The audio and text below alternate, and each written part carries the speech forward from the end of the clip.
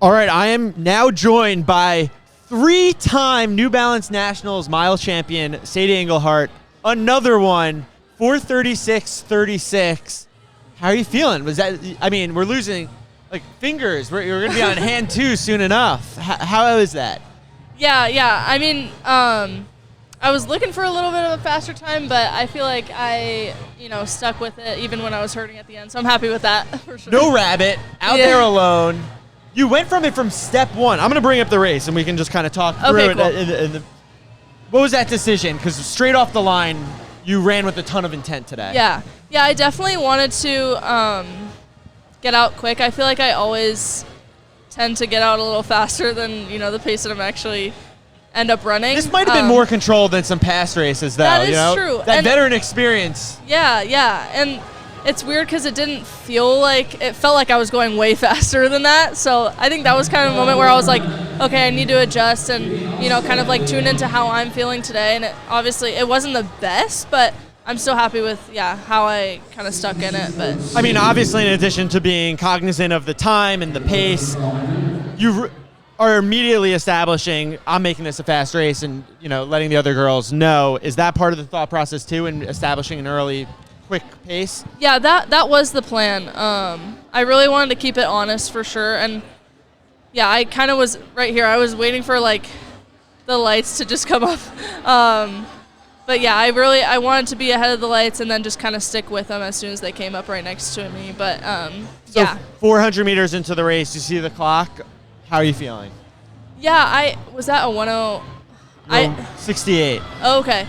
Yeah, I thought it was like 66. But I think I definitely wasn't expecting that. I felt like I was going way faster than that. But I could tell that the pace lights were coming up pretty quick. How much does this feel like, practice in a way, being out there by yourself, having to do it the hard way? How do you get better at the ability to do that?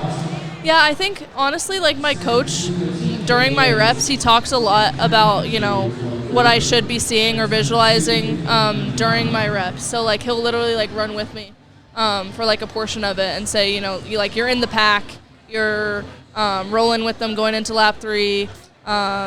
So I think that helps me for sure. Do you have training partners on a day-to-day basis? Or who the guys on the team, who's able to keep up? Yeah, I'm on a little bit of a different training plan than the guys, but most of the time, like sometimes our workouts like interlap just with paces. When they're doing longer reps, it's usually like sort of equivalent to my, shorter reps. So times like that, I do run with them. Where does this fit into the whole year? It's a long season. I'm sure, the possibility of running a fast 1500 outdoors is very much in the card. So where does this fit in the grand scheme of things, especially coming from California, indoor season, not huge there? Yeah, I mean, it's definitely a really big switch to go to indoor from, obviously being California native and not having a whole lot of indoor opportunities. But I do really like it. And, basically our plan this year was just to, peak a little bit for March and then take a little bit of a break after. So this was like one of, 2 or 3 chances that we set up just for me to like kind of see what I can do. I'm glad to have this kind of like shaken out of my legs and hopefully go for it next weekend at Sound. So what do you see in your form 400 meters ago, 3:27? You're watching the race for the first time. Do you like what you're seeing? Do you have any cues that say, I'm getting tired or I'm ready to kick it up a gear? Yeah, I mean, most of my workouts, my coach told me before like the race, he was like, you have not faded in any of your workouts, at the end. So he said, you're going to be strong no matter what. So that kind of helped me here. I just realized that like, all the training I've done has literally like told me that I can, kick it in the last 200 or 400. So you did have that next gear. Yeah, I think I kind of like snapped back into it right there. I kind of like zoned out a little bit, but right there I was like, all right, let's see how low I can get this. All right, we've made you do this before. 100 meters to go. You're the TV broadcaster. Call the race. Sadie Engelhardt on her way in. She looks like she is struggling, but she's there and she's finishing the race, and she will get 4:36. Boom, and she looks horribly tired. I don't think any other TV commentator would say that about the athlete that just won the race by 10 seconds, but you can do that to yourself, yeah, I suppose. I feel like it's just humbling watching myself right now. But So outdoors, is it a priority to try to get into some, whether it's a college invitational or a pro race? Is that something that you're interested in at some point rather than having to necessarily solo it?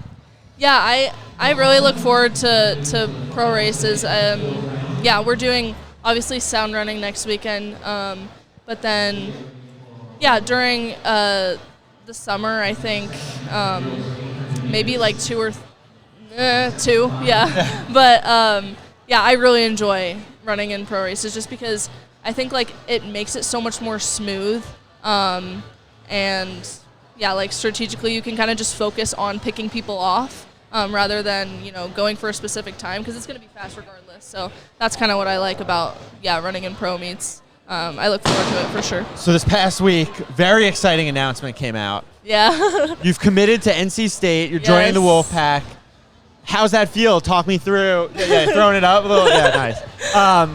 What was that decision? Was that an easy one? No, it was really not easy. I think it seems like it just because it is so early, but I honestly started the process like literally right when I could, the day of, so June 14th or 15th, I guess, for my sophomore year. So I had 8 months, I think it is now, to kind of help me process and decide. But I loved all my visits. That's what made it really hard for me. I thought it was going to be one was right off the bat, but kind of when I dug a little deeper, it kind of was, there was one that was obviously calling my name, and it was NC State. But it was just honestly because I could see myself being the happiest there, and I think I really like Coach Hennis's philosophy, especially you can see just with Caitlin, she was obviously, there's a lot of pressure put on her, and just the way that Coach Hennis kind of dealt with that with Caitlin, I really like. And I also just really like the girls. I think, they, are kind of personality-wise very similar to me.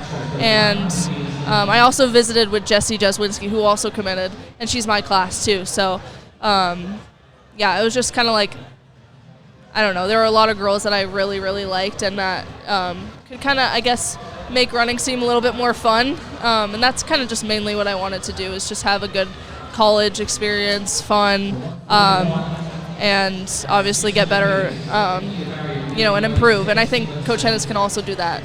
Only a junior, though, committing. You got a long wait. So I guess, what was the thought process of doing it so early? Mm-hmm. And then also, how jealous are all of your classmates who are currently probably freaking out about getting their college applications? Yeah, they just did the SAT, too. Yeah. So it's Do you even have to do the SAT? I'm not.